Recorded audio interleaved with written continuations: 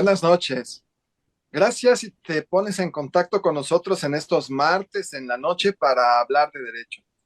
El día de hoy tenemos una extraordinaria, muy joven y muy talentosa invitada. Ya verán de quién se trata. Me acompaña en la conducción la maestra Alejandra Macías Estrella. Amiga, tenemos también en la conducción una gran invitada también. ¿De quién se trata? Tienes razón.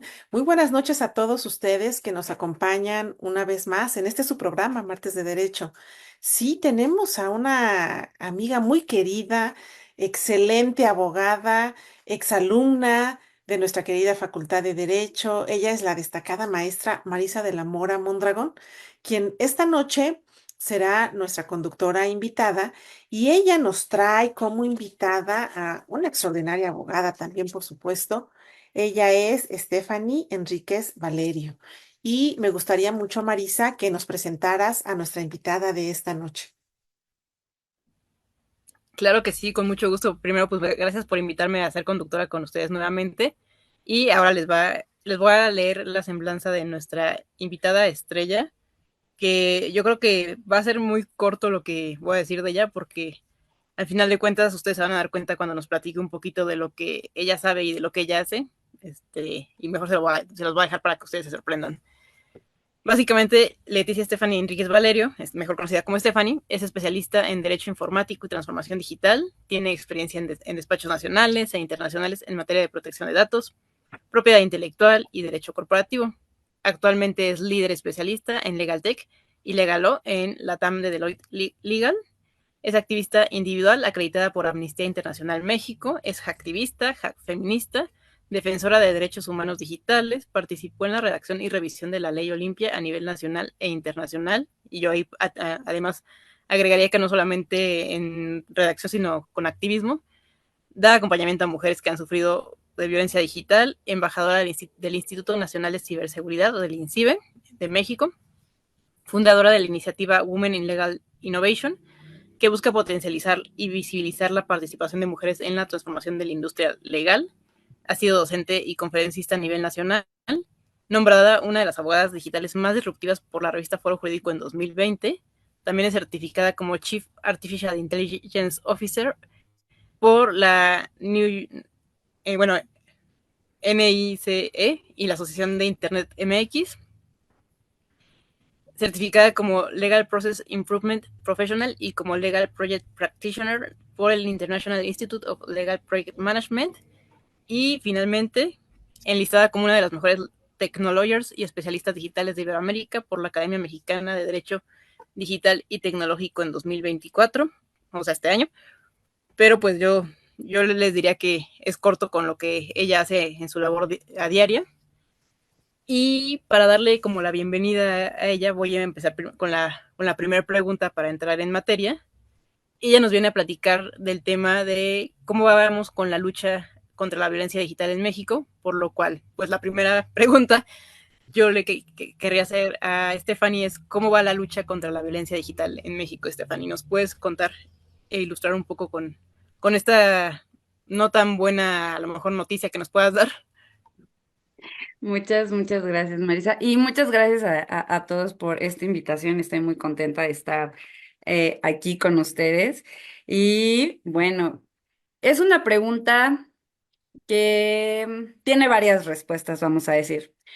Evidentemente, desde que hubo el boom del uso del Internet, pues es que nació, por así decirlo, este término, que en realidad jurídicamente, porque aquí estamos hablando jurídicamente, no tiene una interpretación tal cual, o sea, no tiene una definición que esté como aceptada a nivel global, sino que, bueno, se ha ido construyendo poco a poco. En México podríamos decir que la única forma de ustedes quieren revisar, hacer una interpretación sobre qué significa violencia digital, pues podrían revisar justamente la Ley de Acceso a las Mujeres a una Vida Libre de Violencias, porque pues justamente es ahí donde se define de alguna manera, más relacionado al tema de género, pues qué es este tipo de violencia digital. Y justo diciendo que pues nació con este boom del internet, de las computadoras, pues es brevemente, ¿no? es una forma de violencia que reproduce las violencias que ya vivimos en el mundo análogo, es decir, son las violencias, la psicológica, pudiera ser la sexual, la económica, bueno, existe de todo, ¿no? Y que ahora encontraron un nuevo canal a través de la tecnología de la información y comunicación para maximizarse, y empeorar, de alguna manera. La cuestión incluso que yo les diría ahora, tomando en cuenta este concepto, es que incluso al día de hoy no estamos muy certeros o certeras de que sea el término correcto que habría que ocupar. Por ejemplo, a nivel global, en lugar de utilizar el término violencia digital, suelen ocupar el término ciberacoso.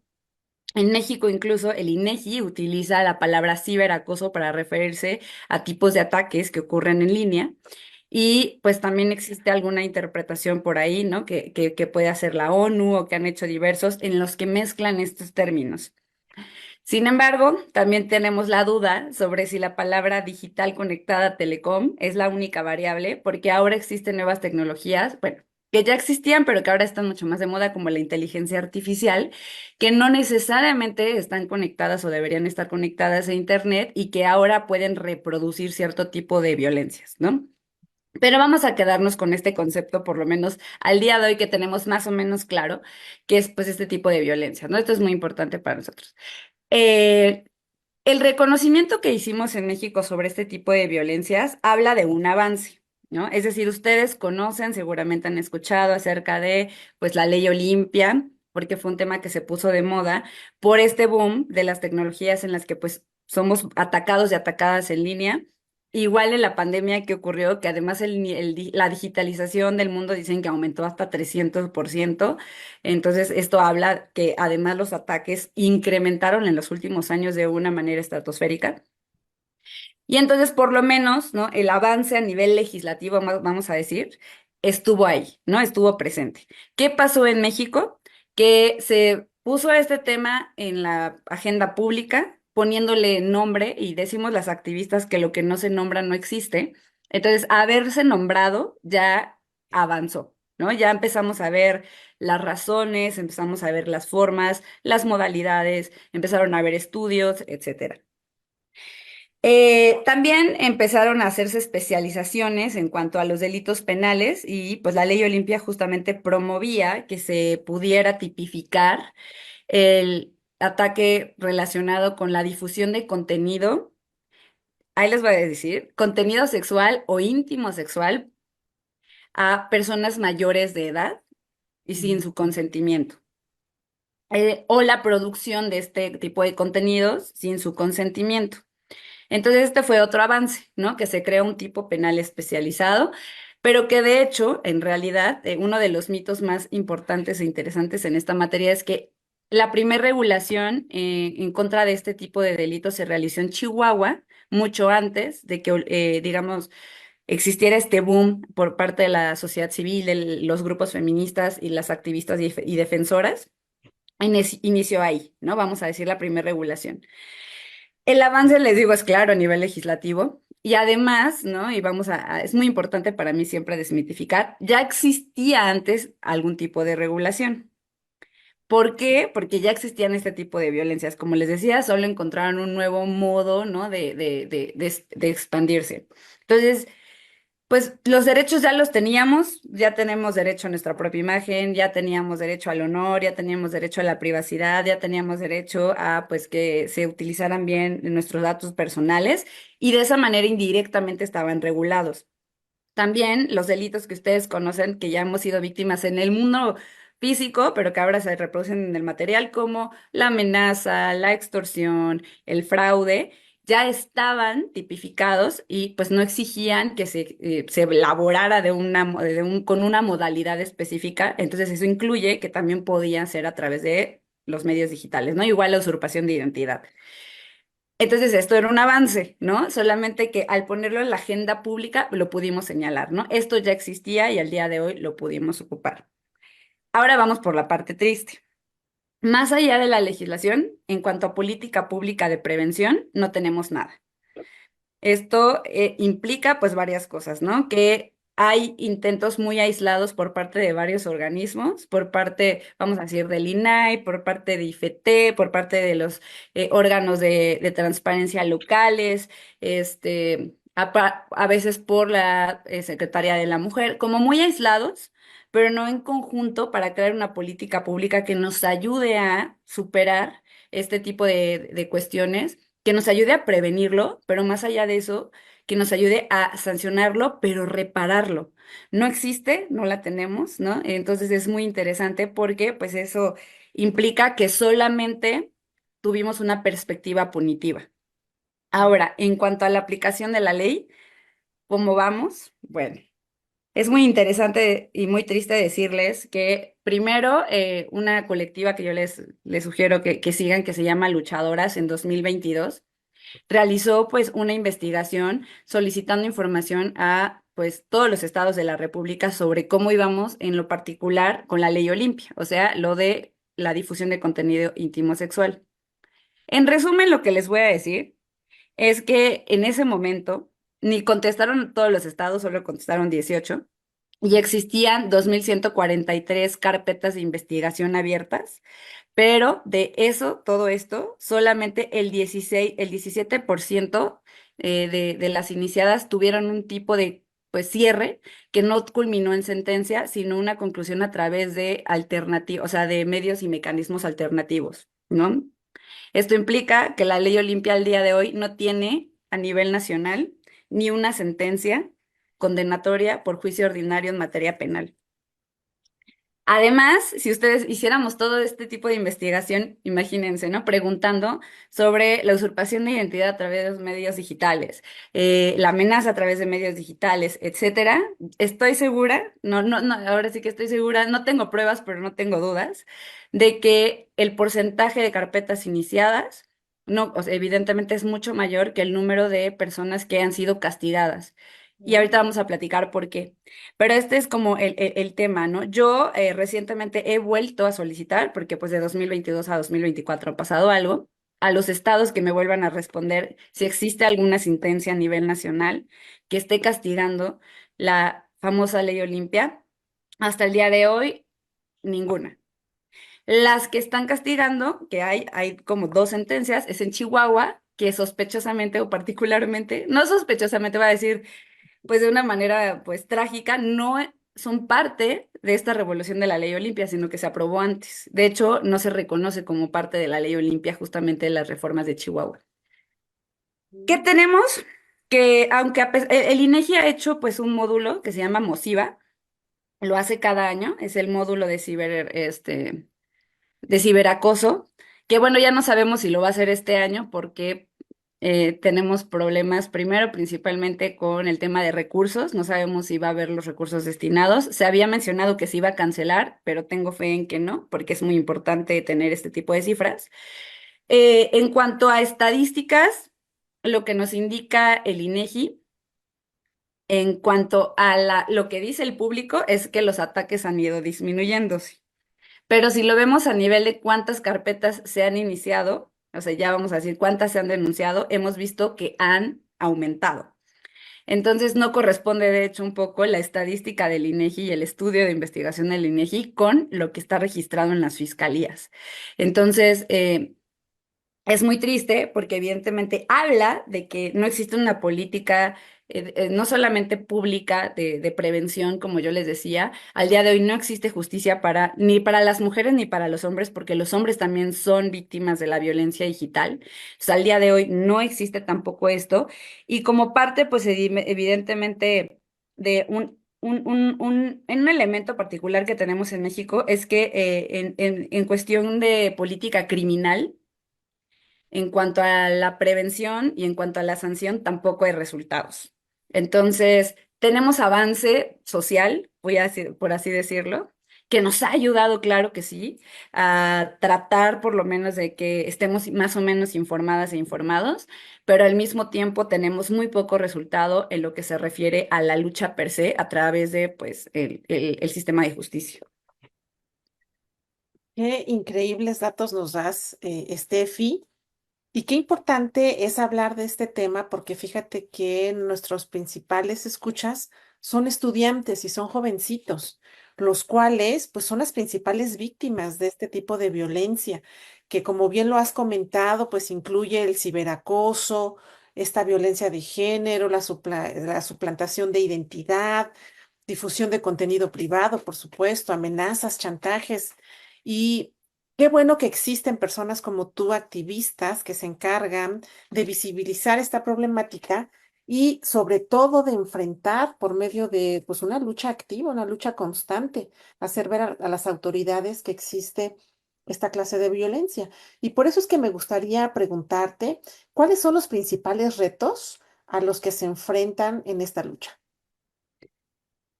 Miren, los retos son varios, ¿no? Muchísimos. Uno tiene que ver directamente, vamos a decirlo así, con la capacidad que tenemos o que tienen las autoridades para enfrentar y resolver ese tipo de cuestiones, ¿no? Como ustedes habrán dado cuenta, existe una intención de promover una agenda relacionada con la materia de ciberseguridad. La última, o vamos a decir, de forma interesante, cosa que se presentó, pues fue al final del gobierno de Enrique Peña Nieto, que presentó la Estrategia Nacional de Ciberseguridad, y ya, ¿no? Ese fue como el primer intento. Durante este sexenio se han presentado varias iniciativas para tratar de crear una ley de ciberseguridad que pues al día de hoy no, vamos a decir, no es prioridad para el gobierno, porque bueno, existen reformas estructurales como la que es importante siempre mencionarlo, se está discutiendo al día de hoy, que es, por ejemplo, la reforma judicial, o incluso la existencia o desaparición de algunos organismos, ¿no? Que serían importantes justamente para el atención al tema de ciberseguridad, como el Instituto Federal de Telecomunicaciones o el propio INAI. Entonces, pareciera que no es parte de la agenda prioritaria de este gobierno atender temas relacionados con ciberseguridad y las propuestas que se han presentado únicamente han hecho un hincapié de nuevo en una perspectiva punitivista y no integral justamente para revisar estos temas de ciberseguridad. La falta de capacidad no solamente se refleja en la falta de estrategia nacional, sino que también la podemos ver en sí, en la falta de capacidad de la autoridad para entender la complejidad de estos delitos. En la Ciudad de México, por ejemplo, se creó una unidad especializada para poder atender este tipo de delitos. Voy a tener que hablar directamente de mi experiencia. Trabajamos de la mano con el equipo en ese momento, la fiscal Ernestina, y nos dimos cuenta que la mayoría de las personas que trabajaban en las fiscalías, que además atienden de primera instancia a la víctima, no sabían qué era ese delito, no sabían que era Internet o cómo realmente funciona el Internet, qué es una URL, no sabían cosas como relacionadas a nivel técnico, claro, porque en ese momento no les correspondía, ¿no? Cuando llegó la ley Olimpia, cuando la pudieron recibir, no hubo una capacitación, no es que se hayan contratado además especialistas en esta materia, sino que personas que ya trabajaban en en la Fiscalía, por ejemplo, de la Ciudad de México, sobre todo, por ejemplo, en el delito de trata, la cambiaron de lugar y ahora atendían dentro de la unidad, pero sin un ejercicio realmente de profundo de capacitación, ya que pues además son temas bastante complejos, porque además pues son delitos que se pueden ocasionar en diferentes lugares, que puede el atacante cubrirse con el anonimato, que puede utilizar medios técnicos, evidentemente, para ocultarse. Entonces no es un tema menor. Eso en la Ciudad de México. Ahora imaginen la falta de capacidad que hay dentro de los ministerios públicos de los distintos municipios en México. Entonces podríamos decir que hay lugares donde, ¿no? Justamente no existe la posibilidad porque no lo han podido entender así, pues a lo mejor en el sur, ¿no? En municipios muy alejados o no tan alejados, pero pues no existe esta capacidad. De inicio ni siquiera tenemos una policía cibernética en todos los estados, pensando que además la policía cibernética se divide en dos, la policía cibernética que siempre está como ligada a la Secretaría de Seguridad Ciudadana, que son policías cibernéticas de patrullaje y que ayudan a temas de capacitación y atención, vamos a decir, de primera mano, pero que no les corresponde investigar ningún delito. Y tenemos las policías cibernéticas dentro de la unidad científica de las fiscalías, donde además hay igual estados que no tienen ninguna, ¿no? Que no tiene ninguna persona dentro que se dedique a investigar delitos informáticos. Y además, vamos a decir que digamos, en los que sí hay, atienden todos los delitos de o sea, de todo grado, ¿no? Es decir, si tú quieres investigar un secuestro y vas a necesitar algún elemento informático, la misma policía lo va a atender. Un fraude financiero, bueno, fraude financiero no, porque sería un delito federal, pero algún tipo de fraude también va por ahí. Si necesitan investigar cualquier tipo de delito que necesita algún tipo de evidencia cibernética o informática, van a la misma policía. Significa que están, pues, sobrepasados. Entonces, esto también es un elemento, pues, retador, importante y limitante. Por otra parte, el único, bueno, ahorita la ONU está aprobando un convenio mandatario internacional, pero en realidad solo teníamos un tratado internacional que era el de Budapest, justamente que pues ayudaba a coordinar la investigación a nivel internacional. Y es muy doloroso decirles que México jamás lo ratificó y que además ya está superado, ¿no? Entonces por eso están volviendo a intentar reafirmar y pues justamente evolucionar, porque la tecnología ha evolucionado y siempre evoluciona mucho más rápido que el derecho. Seguramente por aquí ustedes lo habrán escuchado, porque sé que invitaron alguna vez al maestro Jaime y si no le mandamos un saludo. Es que también en materia de evidencia, evidencia digital o cibernética, en materia penal estamos muy retrasados. Entonces, ¿qué pasa? Que tenemos pues un protocolo que tiene elementos muy básicos, pero que igual de manera técnica ya se encuentra superado. Entonces, estos son como varios elementos que evidentemente impiden que podamos accesar a algún tipo de justicia. Eso es uno de los retos, ¿no? El reto como gobierno, como autoridad, pero también el reto de los usuarios. Los usuarios de Internet, ustedes y yo, normalmente solemos usar Internet sin estar muy conscientes de lo que estamos haciendo, de los riesgos en los que nos estamos poniendo o incluso el riesgo que estamos poniendo a los demás. Somos muy poco conscientes de las consecuencias reales que pudieran estar ocasionando en nuestra vida real y hemos estado pues compartiendo toda especie de datos que antes no hubiéramos estado compartiendo a nadie, ¿no? Desde el desayuno hasta a la escuela donde van nuestros hijos, hasta si me peleo con el novio o no me peleo con el novio. Detalles, y ahorita que hay alumnos y alumnas aquí conectadas, detallitos que parecieron importantes, pero por ejemplo, si un maestro les cae mal y de pronto ponen el comentario en línea, ¿no? Con algún tipo de palabra o grosería, incluso eso podría ser violencia digital, a lo mejor no sancionada en materia penal, pero es violencia digital, y la lanzan sin saber ni recordar que esa información pudiera ser usada en su vida también y que puede tener consecuencias. Sabemos que la tecnología existe, pero no sabemos realmente usarla, lo cual es preocupante, por ejemplo, ahora que ya existe una tecnología que pudiera ponernos más en riesgo, como es la inteligencia artificial. Entonces, nosotros y nosotras no tenemos una educación digital. La brecha digital al día de hoy no solamente se traduce en que existen personas que no tienen acceso a Internet o acceso a las computadoras o etcétera, sino a realmente cuánto sabemos de lo que estamos usando y cómo lo estamos usando. El tercer reto, diría yo, es los modelos de negocio de las empresas. Todo el mundo cree que Internet es un lugar muy bonito donde todo es gratis.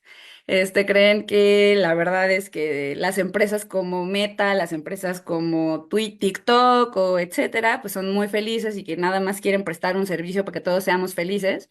La realidad es que no. Estos modelos de negocio se basan en que las personas y nuestros datos son el producto y nosotros no somos el principal cliente. Estos modelos de negocio más bien se basan en publicidad y esa es la realidad. Entonces, la verdad es que la forma en que están construidas también, ¿no? Alientan a que pues sea muy complicado hacer un control de contenido y aunque tienen sus normas de comunidad, pues son empresas que no se quieren hacer responsables de manera directa sobre el contenido que suben sus usuarios. Además, estas empresas están localizadas en otros países y muy poco están haciendo por cumplir con las normativas locales. La única que pareciera que sí les atrae, que sí les preocupa, pues es el reglamento europeo, porque se les sanciona, y pues un poco el de Estados Unidos, porque normalmente es ahí donde están ubicadas. Pero si yo les preguntara a Meta, preguntar a Google si están tomando en cuenta el cumplimiento de las normas de protección de datos que tenemos en México y en Latinoamérica, seguramente la respuesta sería que no. Incluso si quisiéramos iniciar un procedimiento de reclamación por lo que estuviéramos enfrentando en alguna plataforma, en algún punto tendríamos que asistir a un tribunal en otro país. Y en ese sentido, hasta les recomiendo el libro también del maestro Jaime que se llama Derecho en tiempos de Zuckerberg, justamente donde habla de la importancia de los términos y condiciones y de cómo son abusivos contra los usuarios. Entonces, tampoco pareciera que existe una intención, ¿no? Más allá de lo políticamente correcto de las organizaciones privadas de tener, ¿no? Justamente un contenido como más controlado y de tener una protección mucho más grande a menores de edad, por ejemplo, o a las mujeres o a comunidades como la LGBT, que solemos ser como más atacados en línea. Entonces tenemos diferentes retos como pueden observar, ¿no? Que son esos tres que están jugando al mismo tiempo y que finalmente pues imposibilitan de muchas maneras que podamos nosotros tener un espacio seguro en Internet. Y al día de hoy, si me preguntaran, incluso teniendo herramientas tecnológicas, no existe un mecanismo en el que ustedes, yo pueda asegurarles que no les va a pasar algo en línea. Pues muy interesante, las cifras, mucha preocupación me quedo, pero vamos a hacer un corte. No se vayan. En un momento regresamos. En el una gran oportunidad. Estamos de regreso. Gracias si te sintonizas con nosotros en este momento. Te informamos que estamos platicando con una extraordinaria especialista en el tema, Stephanie Valerio, quien propone esta noche al foro cómo vamos en la lucha contra la violencia digital en México. Y pues la verdad es que vamos a aprovechar a Stephanie. Fíjate, Stephanie, que me quedé muy preocupado con muchas de las cosas, pero qué bueno que las hablamos. En una ocasión, en un solo día, a 5 de mis amigos les hackearon, no sé si así se dice, el teléfono o el número de WhatsApp y empezaron a pedir dinero por todos lados. Y como la gente era muy honorable a la que le hackearon, pues algunos cayeron, ¿no? Y cuando me tocó a mí, yo dije, bueno, pues yo el día de hoy ya no voy a utilizar el teléfono porque la verdad es que está muy complicado. Y eso ha pasado no solo con el WhatsApp, sino también en algunos casos con el Facebook que se meten y hacen cosas. ¿Cómo podemos? Bueno, primero saber, para los que somos del siglo pasado, cómo defendernos o qué hacer o cómo podemos vivir actualmente, porque estas tecnologías pues no solo se quedaron, sino van a evolucionar todavía más para tratar de enfrentar esta violencia digital de la que tú, con todo el expertise, nos hablas esta noche.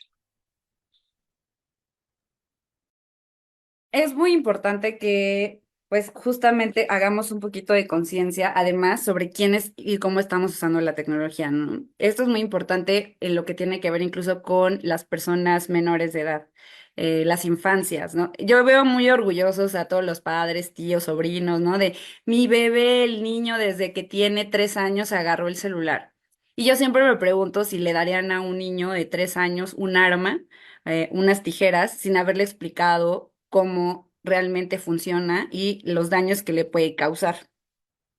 Entonces, la realidad es que, por ejemplo, existen estudios de la Asociación de Internet MX, desde el mismo INEGI, en el que te establecen un poco por mayoría quiénes son los mayores usuarios y empieza más o menos desde los 12 para arriba. Pero la realidad es que, si ustedes lo han visto en sus familias, ya les empiezan a dar la tablet con YouTube a los niños desde los 2, 3 años, lo cual hasta está ocasionando problemas de estrabismo justamente por la fijación que están teniendo en el aparatito, problemas en sus manos también, incluso en su columna. A mí me parece que justamente es entender esto como si tuvieran una nueva herramienta, un nuevo juguete, y antes de, pues, tratar por ejemplo, no sé, evidentemente si ustedes tienen una pelota, saben que si lo acercan a una aguja o algo así podría explotar, pues de la misma manera vamos a tener que entender cómo funciona realmente Internet y para qué debería de funcionar Internet. El acompañamiento activo en las infancias es muy importante. No podemos estar dejando los celulares, las computadoras, y aunque exista control parental, se ha comprobado que existe contenido, pues vamos a decir, oculto en videos que han sido etiquetados como para menores, que pues tienen contenido, por ejemplo, sexual o que pues incluso tienen algún tipo de contenido que pudiera traumatizar a los menores, ¿no? Como imágenes de terror, etcétera. Entonces, desde ahí es un acompañamiento activo. Además, ya las personas que ya no somos menores de edad y que al día de hoy, pues ya estamos muy entrometidos en esto, es detenernos 5 minutos, ¿no? Y analizar realmente qué es lo que estamos haciendo en línea, cómo nos estamos comportando. Pensar que justamente detrás de esta computadora existen personas de carne y hueso que tienen sentimientos, que pueden sufrir afectaciones bastante graves dependiendo del comportamiento que nosotros tenemos. Y la regla ¿no? Primaria es no hagas a los demás lo que no quieres que te hagan. Entonces, este sería el pensamiento más básico, irnos a lo más básico. Imaginarnos que la persona física está al lado de nosotros, justamente para, pues, no hacer este tipo de cuestiones. A veces, pues, nos envalentonamos porque pensamos que en el internet todo se vale, y la realidad es que no todo se vale, porque hasta jurídicamente ustedes saben que la libertad de expresión no es absoluta. Los derechos humanos no son absolutos y están limitados por los derechos de los demás. Entonces, hacer este ejercicio un poquito como de tratar de entender por qué estoy comportándome y hasta dónde puede llegar este tipo de cuestionamientos.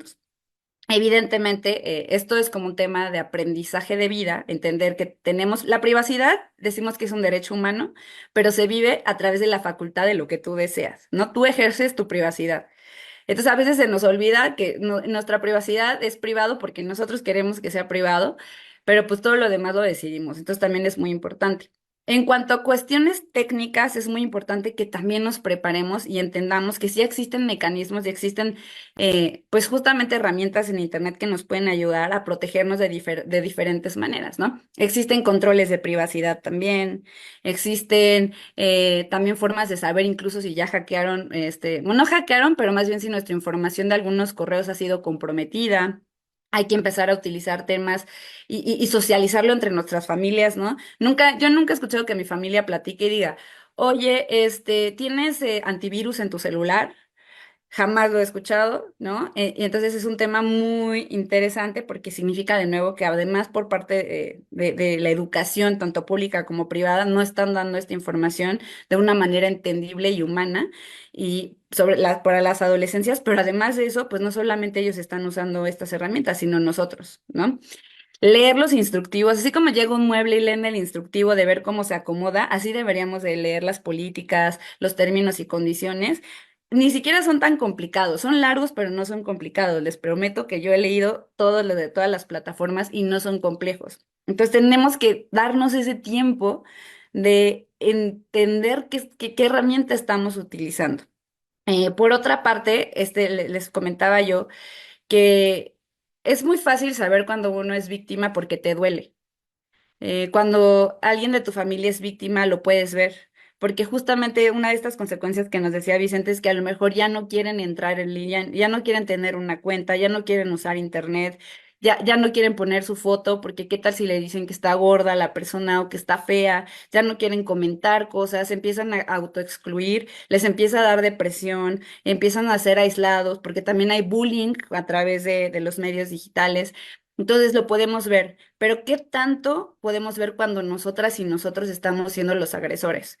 Justamente ahorita que hay como jóvenes aquí conectadas y conectados, cuando ustedes están haciendo comentarios de otros compañeros o compañeras, cuando están haciendo comentarios de sus profesores o profesoras, o de diferentes maneras, es muy difícil que ubiquen que están lastimando a una persona o que le pueden causar daño importante en su honor, evidentemente, en la forma en que se percibe y lo perciben los demás, o mucho, incluso en su profesión, ¿no? Se puede haber casos en los que este tipo de difamaciones culminen en que despidan a una persona. Entonces es muy importante justo que dejemos también de señalar solamente cómo cuidarnos en línea, sino de cómo cuidamos a los demás en línea. Esto es muy importante porque realmente creo que es muy valioso entender que eres víctima, pero cuando eres agresor es mucho más difícil. ¿Qué les diría yo? ¿Cuál es la principal herramienta? pues no insultes a nadie en internet, no compartas contenido de personas si no te lo han solicitado, no saques fotografías de una persona si no te lo ha solicitado. No hagas vamos a decir, no solamente eso, sino no estés estoqueando, ¿no? A la gente a lo mejor también por ahí.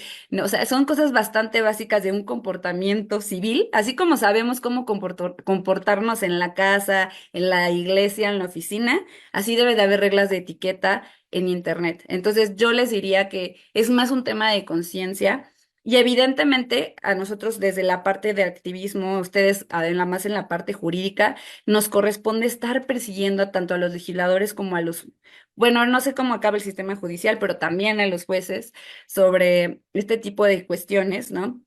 A las fiscalías, este es nuestro trabajo activo. Nosotros estamos siendo parte, el derecho es viviente y los abogados son parte de este derecho y lo tenemos que fomentar y construir para todos y para todas.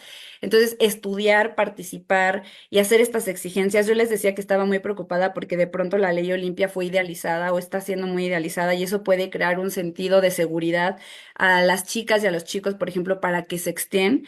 Y la realidad es que, como les dije, no se está aplicando. Y además, aún aplicada, o sea, aún pensando en que se pudiera aplicar, el daño ya está hecho. ¿Cómo vamos a reparar ese daño que ya les hicieron ustedes a sus compañeras si difunden contenido sexual sin su permiso? ¿Cómo lo vamos a reparar? No, es muy difícil volver al cero. Entonces es también este tema, ¿no?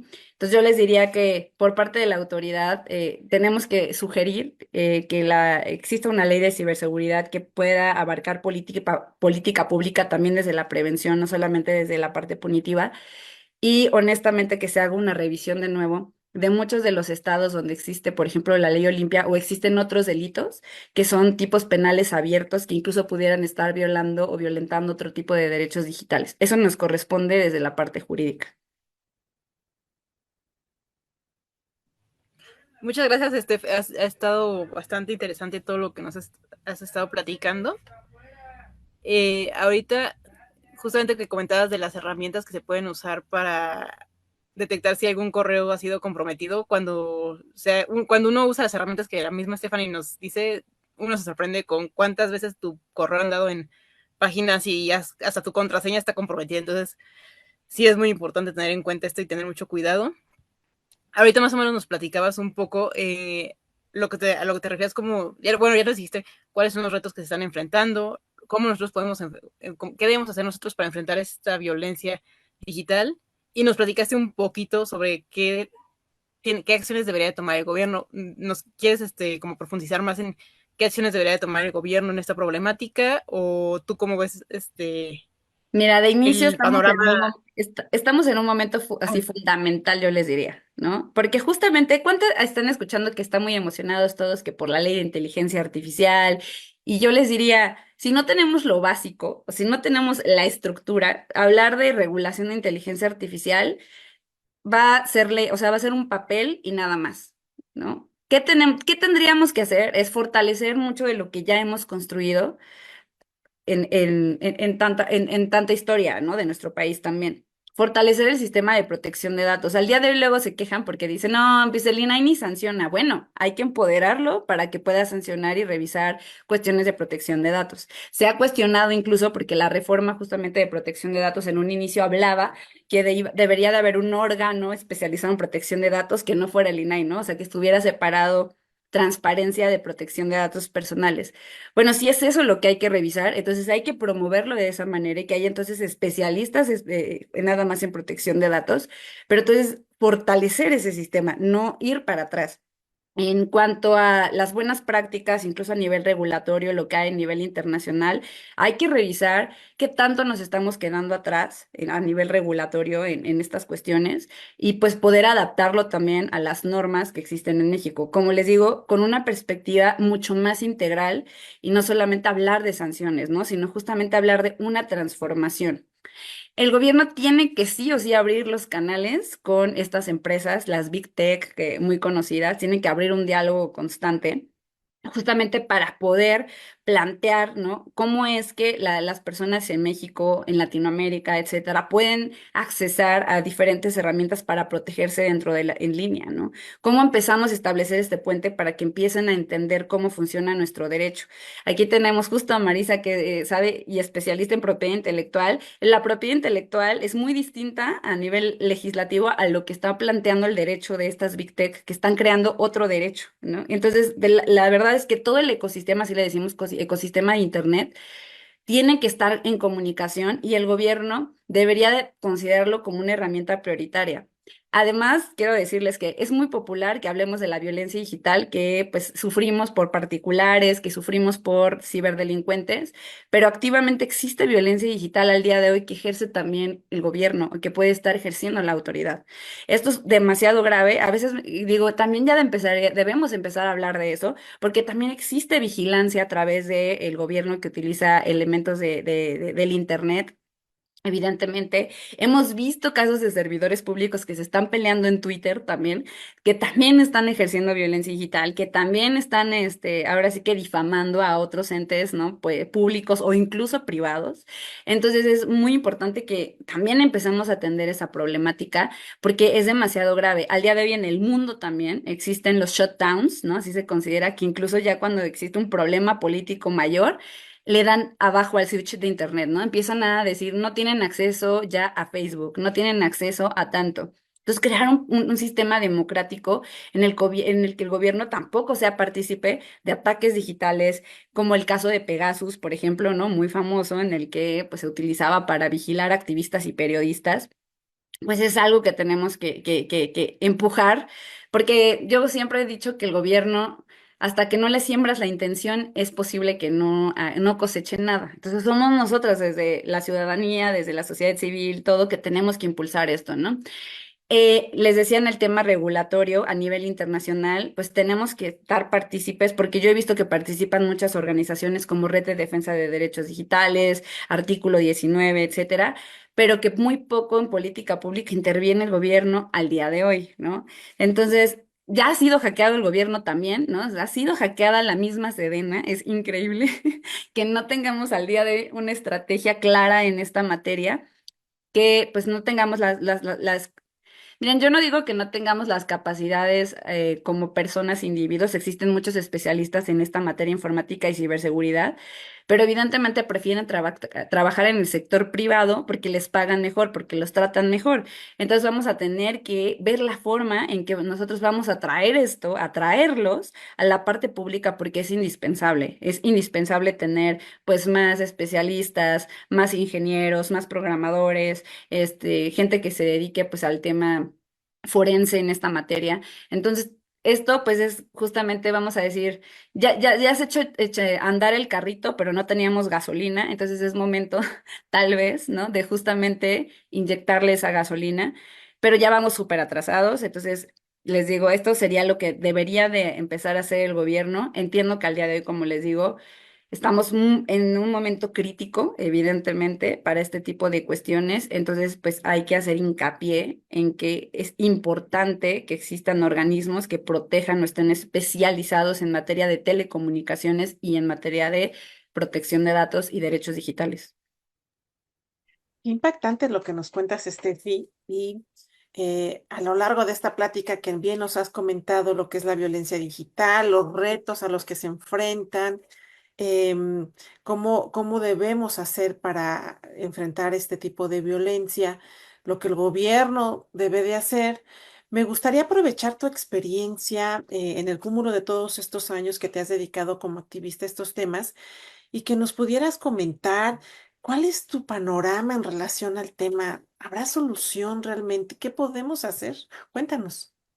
Tengo que decir de una manera triste que si continuamos tanto como usuarios, como empresas, como gobiernos en el mismo camino, sin atenderlo, sin entender la importancia que tiene este tema, todo va a empeorar, ¿no? No sé cuántas veces justamente han escuchado lo que nos decía igual Vicente, que alguien ya se robó el WhatsApp del amigo, o que ya difundieron el contenido de la sobrina, o que ya de nuestros propias, ¿no? Ahora ni siquiera necesitan, esto es muy interesante, ya ni siquiera necesitan difundir contenido nuestro. Pueden hacer imágenes o videos haciendo parecer que somos nosotras o nosotros y no ser nosotras, ¿no? Entonces es un tema demasiado grave y que además tendría menos consecuencias tal vez, ¿no? Por lo menos los ataques de violencia digital sociales, si la sociedad entendiera algunas cuestiones, ¿no? Es decir, ¿por qué tendría que ser un tema tan gravoso que alguien subiera la foto de alguien, ¿no? O sea, me refiero a es doloroso porque no fue con su consentimiento, pero no tendría que tener las consecuencias de bullying, ataques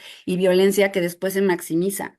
Entonces, esto también es algo como sociedad. El panorama, como yo lo veo al día de hoy, sería terrible. Como les digo, cada vez hay más menores involucrados. De hecho, yo me atrevo a decir que la mayoría de las difusiones de contenido íntimo sexual que se hacen es de menores. Y eso ya ni siquiera cae dentro de la categoría de ley Olimpia, sino que saben dentro de qué delito puede estar cayendo, ¿no? Entonces, además, ¿no? Los jóvenes y que están ahorita conectados dicen, ay, claro, si yo soy menor, bueno, ustedes ya son mayores de edad, pero cuando son menores, ay, voy a compartir el de mi exnovia de 16 años, el video con la fotografía. Ya ni siquiera es ley Olimpia, eso es explotación, ¿no? Sexual infantil, lo vamos a decir de esa manera.